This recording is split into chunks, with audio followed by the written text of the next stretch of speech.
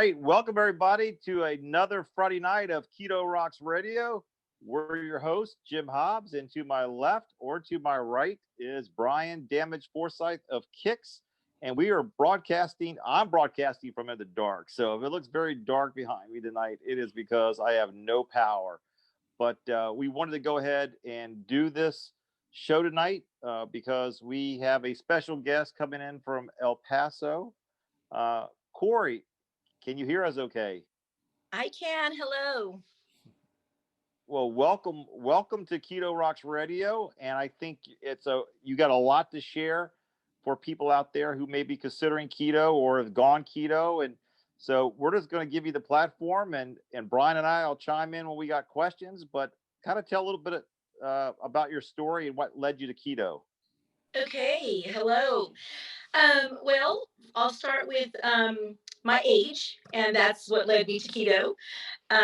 I'll be 50 in March. I'm still a pup, but I I went through a female hormonal change pretty early in my life. At 43, I started perimenopause. And then at 47, I was postmenopausal. And at 47, which was 2 years ago, I started noticing. Well, during the perimenopause phase, I felt some changes, but not a lot. I've always been very high energy. Loved going for my walks. Not so much exercise, but sprint walking outdoors. Um, and I wasn't one to nap. And I started noticing after around 47 years of age, just I just started loving my bed. Like it was really hard to get up in the mornings and the lack of energy. And then I started wanting to nap.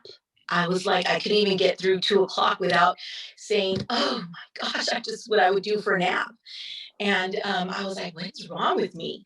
So, and I drank lots of water. My diet isn't the most nutritional, the best diet in the world, but it's not bad.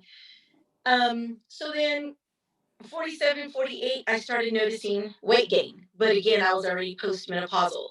And I'm short. I'm 5'1" and shrinking.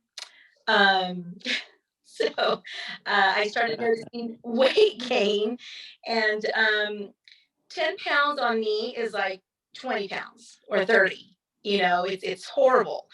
So what worried me the most was when I started waking up feeling unrested, feeling hungover is how I call it, because I literally would wake up feeling dragged down, yucky. And I was like, well, what is wrong with me? So this year, I went, this summer, I finally said, I'm going to go see the doctor.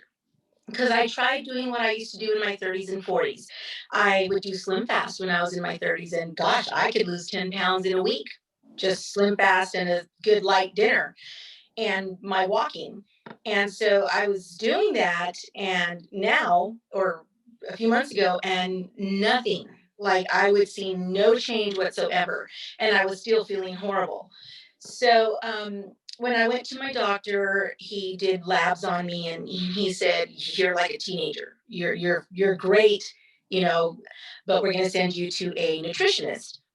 And she's the one that said I had insulin resistance, which was contributed diet and the hormonal change in my body. Right. Yes. So, everybody's body is different and male versus female, but this was, with me particularly what was going on. And she educated me and told me all the things we've been told that are good for us, such as wheats, grains, all that stuff. She was like, no, no, no. And I was like, really? I can't have oatmeal anymore? She goes, no. So I was like, wow. And I said, but what about like Ezekiel bread or Dave's killer bread? She goes, no. I'm like, but I've been eating that. And she's like, that's the problem. She's like, what happens is these foods convert into certain things. And she's like, And with what's going on with insulin resistance, which a lot of people have of all different ages, it's not just my age group, it's younger people, because a lot of the foods are so processed and just loaded with junk. Um, so she said, you need to, I'm not 100% on keto. She didn't take away vegetables, but definitely controlled the portion. So she also told me you need to eat fatty meats. You can't, because I was like, oh yeah, I'll go get some salmon. She goes, well, if you're going to eat salmon, you better load it with cheese or butter. You got to have fats on it. And so I was like, but my arteries. I said, I don't want to die at 55 of clogged arteries. And she laughed and she says, no, she's like, that's a misconception. She's like, all these years we've been trained to think that. She's like, if you eat the right fats, which are in meats, bacon, butter, real butter, which I've always loved real butter. So she truly educated me, and I was like, wow. Can I just tell you how lucky you are? That's a great nutritionist right there, because that is a rare breed to come across somebody who actually knows what really works. Well, it works. It works. The first 3 days were absolute hell because she told me 0 sugar. And you can only have 49 carbs or less a day. You break those up how you want, but you do not exceed 49 carbs and 0 sugar. So she told me, I want you to have stevia. And I said, what about Splenda? She said, oh, no. Splenda actually makes you gain weight. I'm like, what? I'm like, well, that's what I've been using for years. Maybe that's part of my problem. So, yeah, she's amazing. And so the first 3 days without sugar, oh, wow. Like I wanted to cry. I was like, I gotta have something sweet. And so I started getting a little creative about after the first week, because she did say you can have yogurt, plain whole milk yogurt only because of the fat in it. That will be where your carbs come from. Portion size is about a cup. And so she never told me I can sweeten it or anything, but I needed something sweet. So one day I was in the kitchen and I'm like, I can't have a mango. I can't have pineapple. I was going crazy because I'm a fruit eater, or I was. And I said, oh, I can put sweetener in my yogurt and throw some walnuts in there.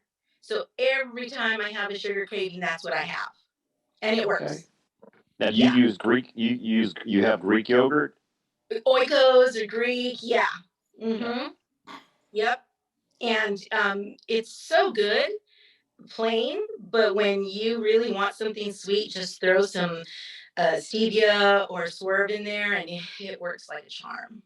It fools. Now just to give everybody's out there, including you, you can get vanilla liquid stevia, so you can do a couple drops of vanilla liquid stevia in your yogurt, and it'll taste just like vanilla yogurt, just to give it a little flavor along with your almonds. So just that's another thing you can do, and you're still just using stevia. And you could probably put cocoa powder in there too, if you. All that sounds really good. I learned all those tricks early on too. But I no longer have to do those tricks anymore. I pretty much stay away from it. But yeah, you get creative. Yeah, I'm done with the yogurt though. I'm like, geez. So I started Googling fudge brownie keto recipes, and I found a really awesome one, and I'm gonna try it this weekend. Because I gotta have chocolate. Well, we just did one a couple of weeks ago. I'll send to your email a recipe, a peanut butter chocolate keto brownies that are delicious. They're very simple and they're delicious. So, I'm sorry. Go ahead. Sweetened? It's with it's stevia, not stevia. The swerve. So I'll send you the recipe, but it's all keto friendly stuff. So okay. It'll definitely be something you can eat, especially during the holidays. Yeah. And well, I tried making a pumpkin cheesecake, keto pumpkin cheesecake, And it was my first time, and I was just improvising in the kitchen, and I went live on Facebook. I'm always cooking, and I go live. A lot of my friends are like, go live, we want to see what you're making. So I I was like, well, I've never tried it before. It uh it needed some, I don't know what it needed, but it needed help. It I was just like, this isn't like the pumpkin cheesecake from Olive Garden. So, um, so I'll try that again. And then I also tried, about 2 weeks ago, I tried a keto cornbread with almond flour. And I think I used one too many eggs because it was real fluffy, and it, it was real eggy. I was like, oh, yeah. So, Well, uh, Brian's got a great recipe for a cheesecake. He actually has a video on his cheesecake making that was keto friendly. As a matter of fact, he probably still got half of it in the freezer, Brian, don't you? Like that. Yeah. mm, But yeah, it took me a couple tries to get it right. That's usually what I do. I'll make it a couple times. Like I'll make it once, and I'll go, try to figure out what's missing. There's something not right here, and I'll do it again and tweak it a little bit. And this last time, I got it pretty close, and I used for the cheesecake part, I used cream cheese, sour cream, a little bit of heavy cream, and mm, and like a little bit of lemon juice. And lemon juice. yeah, and it came out tangy. Oh, and I used the Swerve sweetener too. It was a Mm, combination of the Swerve and Swerve granulated, and then this pure monk fruit uh, sweetener powder. It's just the monk fruit. It's not mixed with anything else. So I did a combination of those two, and because I had used that in the last one, but the ratio was off. I think it was too monk fruit heavy or something. There was something wrong, and it had this weird taste. But this time I got it right. And then for the crust, I used the pork panko crumb, really? and I add the Swerve brown sugar, the fake brown sugar, and then I use like cinnamon, nutmeg, and vanilla, and then melted butter, and mix it in, and and then I bake it as the crust. So That wow, that's I used almond flour as my crust, and I melted not fully the butter so that it could compress it, but the panko, that's unique. You couldn't taste the pork? well, it doesn't taste like it does. It's really pretty much tasteless. I use that for a lot of different things. Huh, interesting. Okay. Like I make crab cakes with it and everything. I mean, and it's like a breadcrumb substitute. Huh. Because I love to make like breaded asparagus, Hmm. and I love cheese. Like, oh, cheese and chocolate. Oh my gosh. So I'm so glad. The first thing I asked the nutritionist was, please tell me I can have cheese. She's like, oh, eat all the cheese you want. I'm like, I love you. So yeah, so I buy bags and bags of Parmesan cheese because I put it on everything. Or when I'm kind of hungry in between meals, I literally go and grab a handful of cheese and I just eat that. So, but I love like breaded asparagus, and I was like, how am I gonna make all this stuff? My breaded eggplant, my asparagus, my chicken, because I couldn't use it. But now, well, thank you. Now I know. Yeah, the pork panko works great. And it sticks good. Yeah, yeah. I use it for. I mean, I also use it for like frying fish and chicken livers, like all Mm, kinds of stuff. yum. Geez, Jim, we're gonna have to come to Brian's house for dinner. Yeah, Wow. Brian's always cooking up some good stuff. His food pictures, his daily food pictures, will definitely make you will get an appetite going for you. But Wow. uh, Cory, so when did you so when you went to your nutritionist? This is back in August of Here. 2020 this year. Yes. Yes. And I Awesome. So you said the first few days were rough. Like you're missing your sugar. You got to have it, but and that's a real struggle. All of us go through that. But once you broke through that barrier, once you broke through the barrier of not having sugar, once you got past those first 3 days without sugar, how did you start to approach your days, and did you start to feel stronger both mentally, or you start to feel more energy? Tell people how you started to feel. Okay, so the first 3 days were, like I said, they were the hardest, but it did take me close to 2 weeks to stop craving sweets. But eventually that day came. Not completely, but pretty much knocked it out after about 2 weeks on week 2. Then I started noticing physical changes on week 2. In my hands, in my knees. I mean, I didn't have a lot of weight to lose, but again, for my stature, I still need to lose weight. But I started noticing, I was like, wow, I have bones. Yeah, I started feeling, like, wow, I'm unswelling. And so on week 2, also, one of the most significant things that I felt was better sleep, just better sleep, like sound sleep. Where prior to that, I would toss and turn a lot at night. Then, back to the hormonal thing. I don't get a lot of hot flashes, but I do, and I don't like to take hormone therapy replacement stuff. So I take whatever I can naturally. Um, and so I've noticed that, I mean, like for weeks, I haven't had a hot flash. So that kind of balanced out, which is telling me my chemically inside, I'm balancing out. Right. And my energy levels, though, I was like, wow, like no naps no more, waking up feeling like a champ, and just going, going, going. And I can go for hours. And another big thing that I noticed, because I do see her like every 3 weeks, I do my follow-ups and I tell her all this. And I noticed that when I eat right for days in a row, um, I don't get hungry. Like I eat because I know I have to, but for the first time in like 5 years that I was going through this hormonal change, no more cravings. I'm full. Like I can eat 4 strips of bacon, 2 over easy eggs in the morning. No more toast, which is a habit for a lot of Americans. Right. Yep. But I don't need it no more. I feel sufficiently full with just the eggs and bacon and my a little glass of half and half of milk uh, instead of milk, and I can go literally all day until dinner because I don't get hungry. Right. Yeah, Right. it's amazing.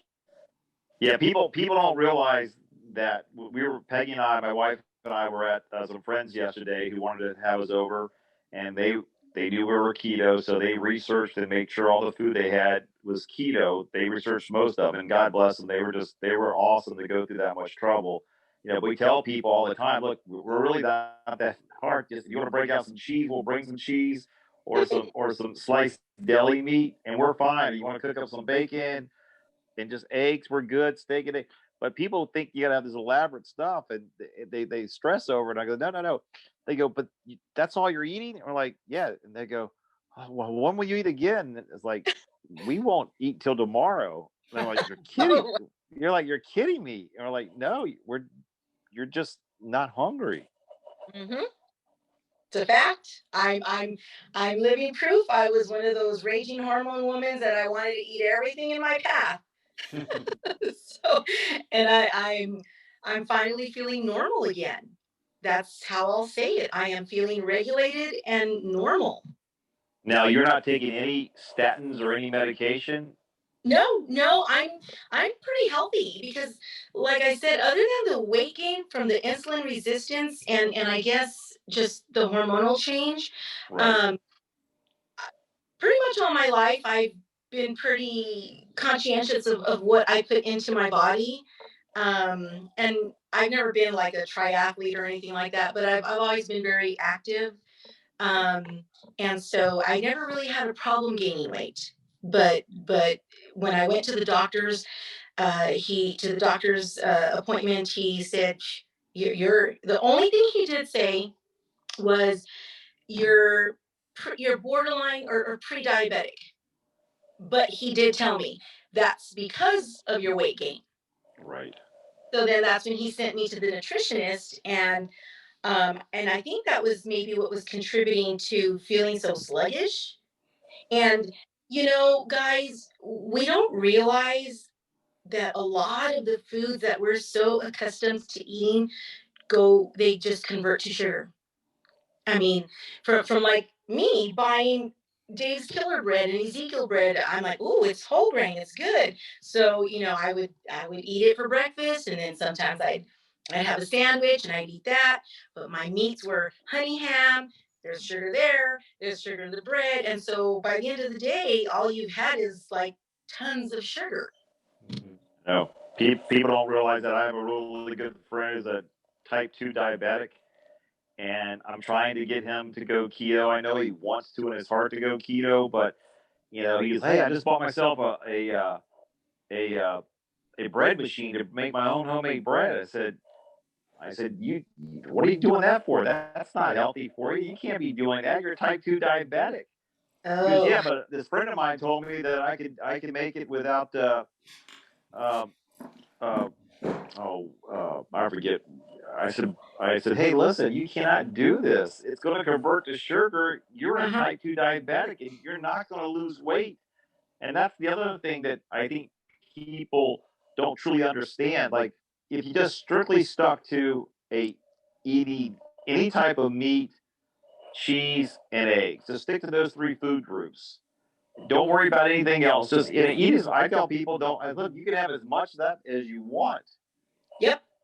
And like you said, Cory, your body would go, okay, I'm stuffed, and you'll remain stuffed. You'll remain satisfied for long periods of time. Where if you had just incorporated some type of food that turns to sugar, or incorporated sugar anywhere in that, an hour or two later, you're gonna be craving food because that addiction kicks in for you, and you can Yep. never get off that roller coaster.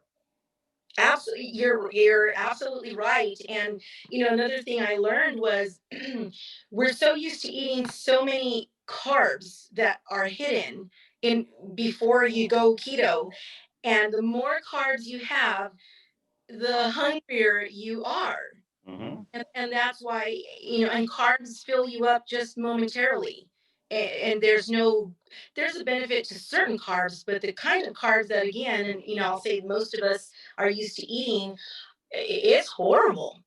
And I went to my little sister's house the other day. I went to go visit her, and she had marshmallows, big jumbo marshmallows on the counter.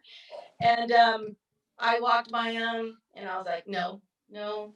And then I walked by them again, and I grabbed one and I ate it. And then I went and grabbed another one. And I'm telling you, within like 20 minutes, I felt sick Mm-hmm. with two, with two jumbo marshmallows. I literally felt, I can't explain it. I just did not feel good. And Yep. so it's not worth it. It's not worth it. I think I'm still trying to regulate my body to where it needs to be. And those tiny little slips are going to really take me down. And so I just need to have more willpower and start making healthy desserts that I can dive into. Yeah, I mean that truly is. It's just planning ahead because it's difficult early on. Trust me, I struggled. I mean, I've been on this journey since 2003, and Wow. yeah. I mean, I've gone off of it. I mean, I've dropped all the weight, and then I've gone right back off of it. And slowly, those bad habits creep right back in, and next thing you know, you're right back to where you are. And so that's been a struggle for me last 17 years. The last 2 years, I just don't cheat at all. It's just my lifestyle now. It's just I'm not going to have that. Um, and prepare in advance. You do what you're doing. If you're going to be getting together with family or get together for a cookout, and it's going to be heavily dessert laden at the end. We bring some keto friendly desserts, Yes. and that way I'm not doing without. So yeah, and as you said, because I literally will be sick if I just said, oh, you know what? I'm going to go off of it because that's what people say all the time. Oh, it's not going to hurt you to have a little bit of this or a little bit of that. Yeah, it is going to hurt me. It's going. I'm going to pay a huge price for it. It will hurt me. And you feel awful. You really do. I mean, I don't think I'll ever. I don't dare do it again. I hope not. But I've already felt it several times where I'm doing really good. I start the day off great, and then I eat my. I love steaks, man. I love this diet because you can have New York strip and yeah, like I said, she did say you can have some veggies, try to stick to green. So I buy a lot of Brussels sprouts, broccoli. I can have cauliflower, asparagus, but you really can eat really good, and you can have your breakfast, and you can have your, I don't eat lunch anymore because I'm not hungry at lunchtime. I kind of Right. skip it, yeah. I kind of forgot where I was going with that. Sorry. No, that's okay. I'm just so. Has anybody else in your family or your friends have they noticed a difference in this Yeah. lifestyle that you're living? Yes. So again, I'm short, and my face. I just have a really round face, if you can tell. But I my little sister just last night, she was like, even physically in my body, she's like, oh my gosh, she's like, your tummy has gone down. And I'm like, really? She goes, yeah, I can see it now. Now it's noticeable. And again, I've kind of been off and on because of the remodeling going on in the house really screwed me up. And then I didn't do too bad over the holidays, but yeah, people are starting to notice it in my face, like when I'm talking to them uh, over the phone or video. They're like, "Oh my gosh!" My friend in Dallas, Gina, she's like, "Girl," she's like, "You're looking good." She's like, "Your face is thinned out." I'm like, "I'm trying. I haven't gotten on the scale, but I can feel it in my clothes, and I can feel it, like just I can feel it."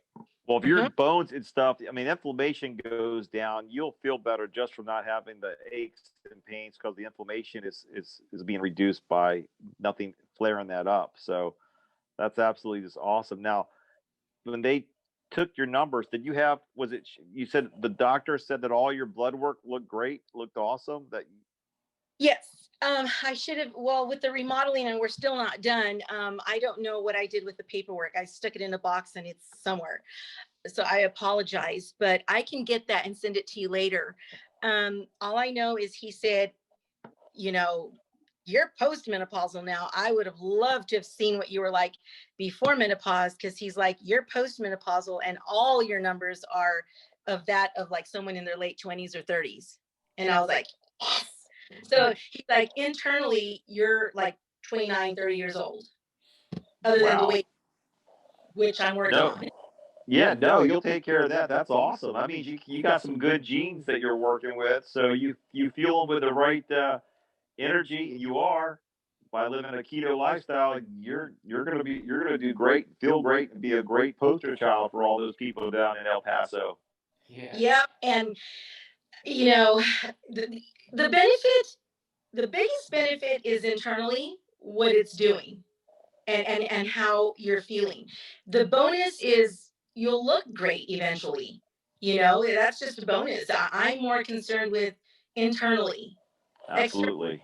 of course, I like to look great, but that's, eventually one day I'm not going to be able to. I'm not going to care so much how I look anymore. But they go hand in hand. If you're right and you're fueling, because that's what you're doing, you're fueling your body. So, like I told my sister, who I live with, she's my oldest sister. Oh, she's got a horrible, horrible diet, but she has all her life. I mean, horrible. And I can't get her to eat what I make because she's like, I need McDonald's. I'm like, you're terrible. So I see, I keep forgetting where I'm going with this. Where was I going with this? Help me. Well, where you were going with this is you want to throw a lifeline to your sister and help her. But back to the numbers, Brian. So I don't interrupt you for a second, Corey. Brian, did you get your numbers back this week? Yes, I did. And And let's hear it. well, you know what? They were a little weird. They weren't what I thought they were going to be. Oh. Like they changed like in a weird way. So now I'm thinking, but remember I told you going into it, I messed with my diet. You changed up your you changed it up because you were following what I think Dr. Barry or somebody. You had to change it up on base what you're going into it. Oh yeah, like Dr. You Feldman you had that or talk. felt yeah, Dr. Yes. Yeah, so I tried like upping the fat like the 3 days before and eating more calories, and I don't know if that screwed it up but my numbers kind of they went off in different directions, which is crazy. And now I'm like kind of bummed because I thought, well, maybe I should just stuck to what I was doing just because then I know what's real, compared to Right. last time. And now it's like I just blew like $400 on a blood test, and it's all skewed. But there are some things. So the numbers were just Yeah, like my so does that got triglycerides they were were up. high? Well, not high. They're still within range, but they're high for me. That's the highest they've been. Uh-oh. Did we lose Cory? But yeah, and my HDL actually came down a little, but then so did my LDL. So it's like weird. It's like what caused that? Yeah, we lost Cory. I don't. Hopefully, she jumps back on. We'll wait for her to unfreeze, but yeah. So my cholesterol is just kind of weird. I've never seen it like that. Usually it's the triglycerides are down and the HDL's up, and it kind of reversed, which I'm trying to figure out what would cause that. I'm not sure, but the other thing is I have low. Did you freeze? No, I'm here. Oh, okay. I thought you're just sitting really still. I'm just. I'm just My trying to. I'm not to spend any energy at all. but my iron is low. Like, and I eat a ton of red meat. It's like, Yeah, that's that kind doesn't of make odd. sense as much. Yeah, that's really odd. Yeah. So, and then the other thing, then my what is it, the DE or HA or DHEA? That it's like a hormone. It's got something to do with your hormones. But Dr. Barry suggested I take a supplement because the older you get, it goes down in your system, in your Right. body. You stop producing it.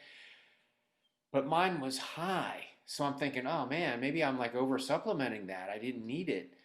So I didn't take it tonight, but I'm gonna have to stop taking it just to So, see if are that you comes. gonna reschedule to have your test done like in another 3 months or 6 months or If sooner? if we start working again, I will. It's right now I can't do another $400 out of my bank account. That's Well, how's your headaches? Have they resided? they did for like 3 days in a row, and then they came back. But then today I've been pretty good. I haven't had any problems today. But I also looked up like the D8. Let me get that supplement Sure, good. because I don't want to be saying it wrong. Yeah, DHEA. It's this. Yep. Um, I looked at that like this like when levels are high. It's something to do. I think it comes from your adrenal glands or something. That's where it's produced, and that can cause headaches. That and the low iron. Both those things can cause headaches. But So yours was high, right? Your DHEA was high. yeah, that was high, and then my iron was low. So it's just weird. They're like all over the place. It's kind of strange. But those are the few things that are skewed. The rest of the stuff's pretty much the same as last Yeah, time. yeah. The biggest confusing would be the iron being low, considering all you eat is meat, and that's just loaded with iron. That just doesn't make sense. Oh my Yeah. God. Sorry. I'm back. Okay. I don't All right, Cory. know. Welcome back. You sounded like from another planet. You're like, welcome back. You're in slow motion. Yeah. Brian, I missed it all. Do you mind recapping? Or if you can't, that's okay. Oh yeah, I was just telling Jim that yeah, my numbers were just kind of all over the place. Like compared to last time, I mean, I've always had high cholesterol, but in a good way. And and it's still not bad this time. In fact, my LDL came down, but my so did my HDL, and then my triglycerides went up. But not they're still in the normal range, but I don't know why they reversed like that. Normally my HDL is high and my triglycerides are low, and somehow they flipped. Hmm. And I've not done anything different, so it's weird to me. It's like, how, like what's causing that?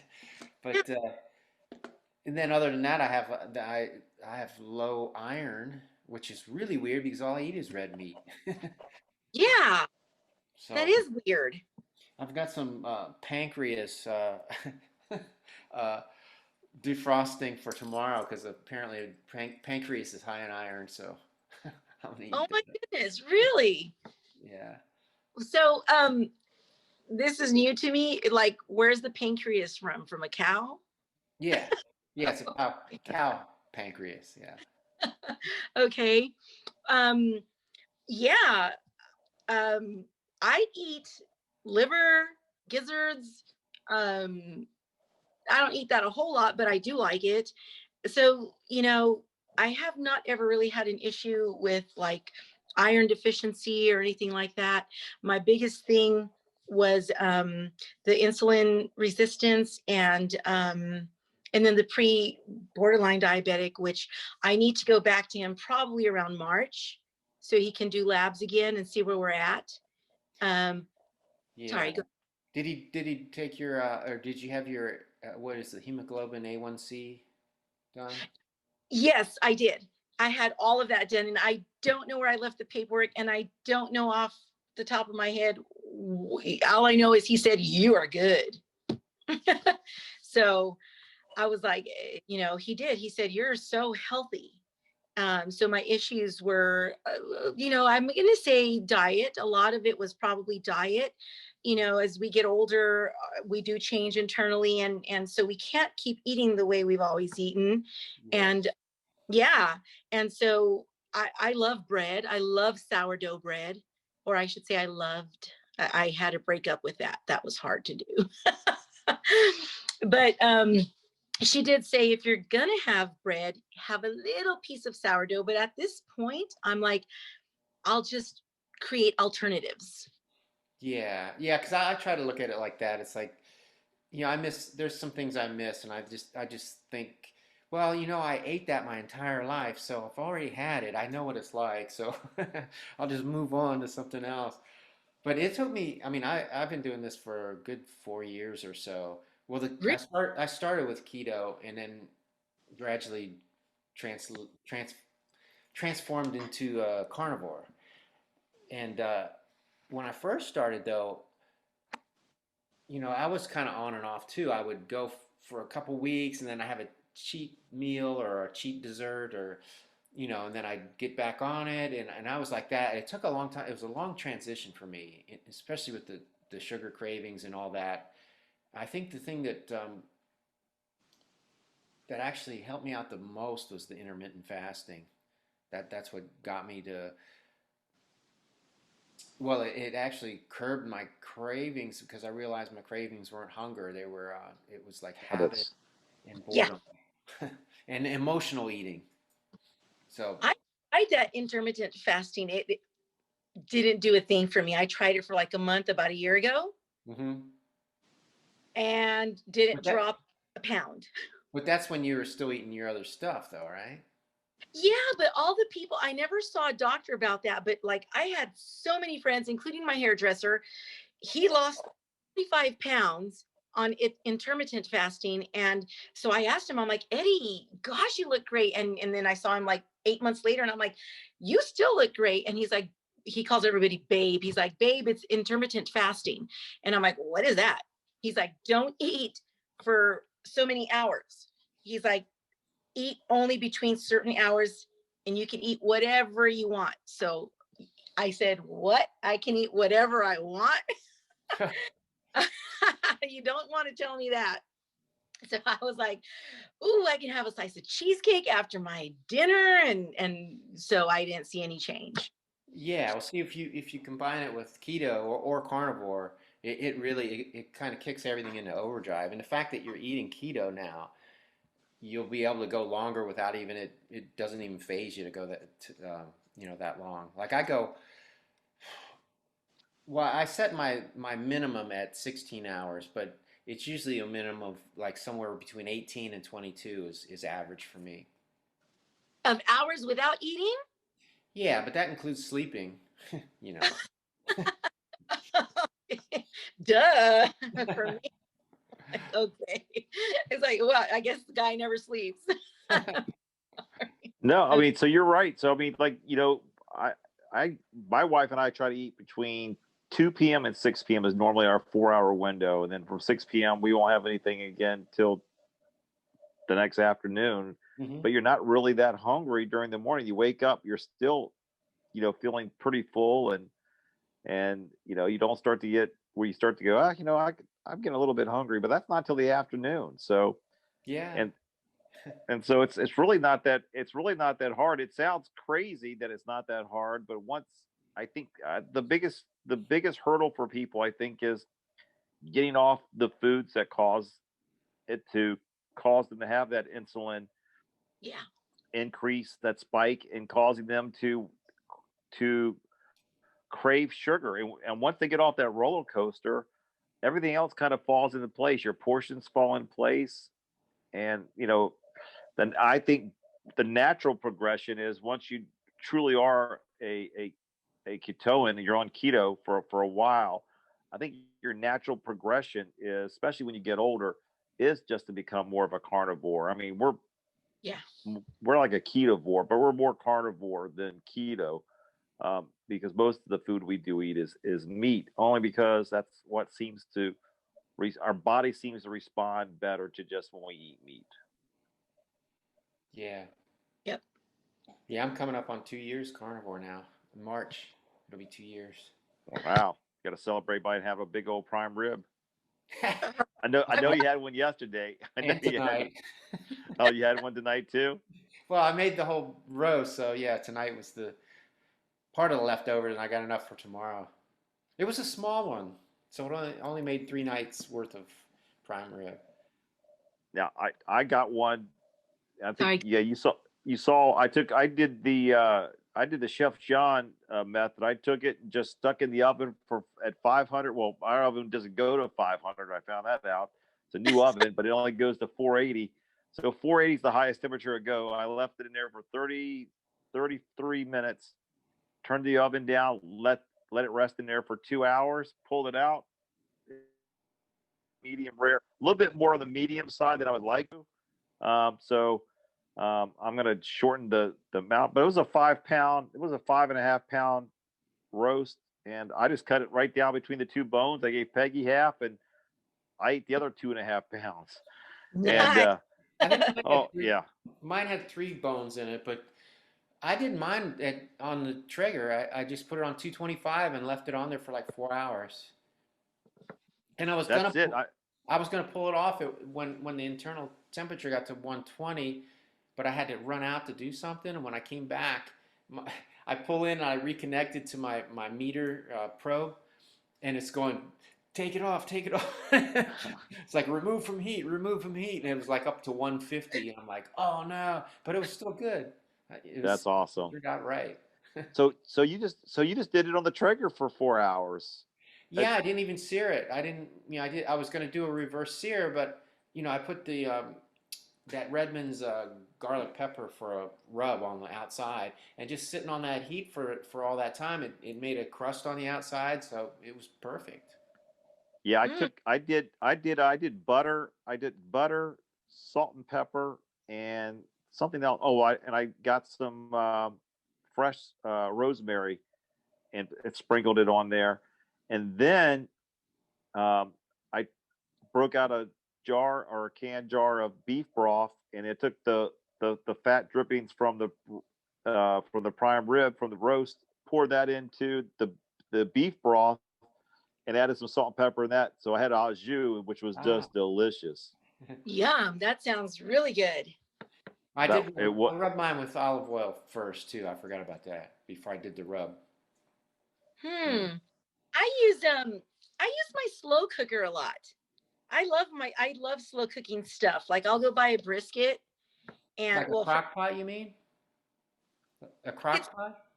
it's like a crock pot, a slow cooker. It's a little bit bigger. It's Oh, the same. okay. Yeah, it's the same thing. Because I don't have a smoker, which I plan on getting one, so I can like smoke stuff outside. Mm-hmm. But I'll get the I have a pretty big slow cooker, and I'll put a brisket in there, and I'll just put coarse ground black pepper and rub it in there really good. I'll put some beef broth. I love herbs. Like I'll put some basil in there and some sage, just to flavor it. And that's really all I do. And it's so good. And it cooks all night long while I'm sleeping. Mm-hmm. And when I get up at like 6 in the morning, I can smell it, and then it falls apart. It's Yeah, so good. before I had my smoker, I did a lot of stuff in my crock pot like that. Like It's good. the oxtail and the what else do I used to do in there? The beef cheeks and well, bone broth, of course. I love making bone broth. Yeah. Well, I've got a lot to learn from you guys because, like I said, I'm a baby to this, and I do love vegetables, and I think vegetables are okay, like she said, but I definitely am enjoying that I can have a steak every night. Oh, yeah, I ain't gonna complain. Yeah. no. Yeah, you don't have to feel guilty. No, not at all. I'm like, oh yeah, and I can throw some Parmesan cheese shavings on there and let it melt, and it's absolute heaven. Mm. Cory, do you mind telling everybody who your nutritionist is again and send us her information? Because people, I mean, people who watch this and are looking for a good nutritionist, especially in the El Paso area, Yeah. go visit this person because she's a rare find. She's a gem. Right. You need to go see her. Those people in El Paso. I live in a little town in Anthony, New Mexico. It's about 5 minutes outside of El Paso, Texas. So I'm in between Las Cruces, New Mexico, and El Paso, Texas. They're both large cities. So she's in Las Cruces, New Mexico. Her name is Dr. Melissa Gomez. She's a nutritionist in Las Cruces, New Mexico. I don't have her number offhand, so sorry. If But you just send but me she her contact information, I'm gonna put it in our show notes so people just go to the show notes and you'll be able to reach out to her. Yeah. absolutely, yeah. She's wonderful. And let me say one more thing that I think everybody's going to love, because we're programmed to calorie intake and arteries with all that fat we're eating, and so all these questions the initial visit were huge concerns of mine, because I'm like, I love life, I'm a life hogger, I want to live to be about 100. I don't want to fall over at 55 of a clogged artery.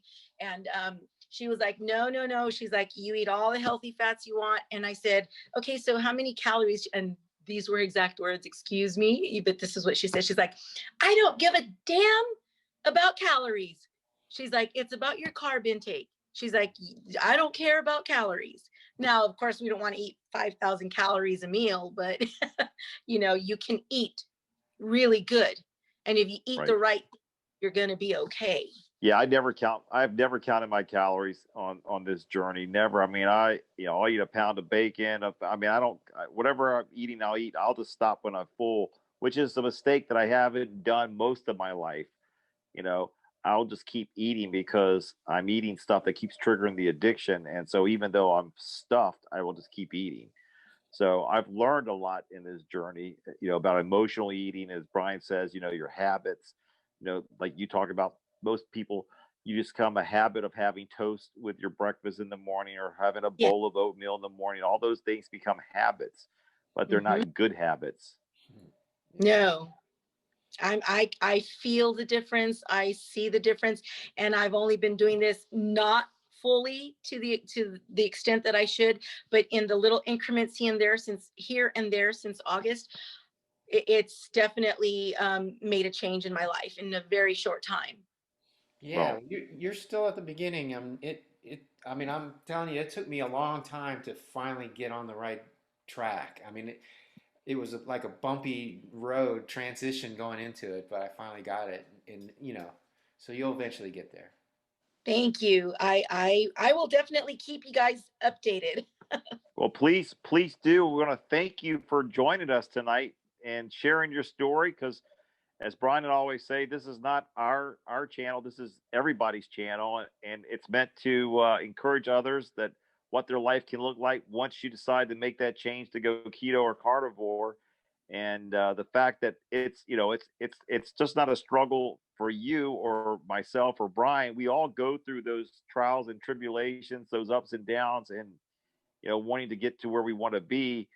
But the fact that you're on your path and on your way there is so great to hear, Cory, and you're going to be such an encouragement to other people. So thank you for sharing your life with us tonight. Thank you guys for having me. I greatly appreciate it. And I look forward to doing this again and having some more pounds shed off my body. Well, stay healthy, stay well, and we will definitely have you back on the show. So thank you again. And Brian, what do you got to share to close us off? The usual. Eat your meat. All right, everybody. Have a great weekend. We will see you next Christmas. We'll see you Friday. Bye. Oh, yeah. Bye. All right. Take care, everybody.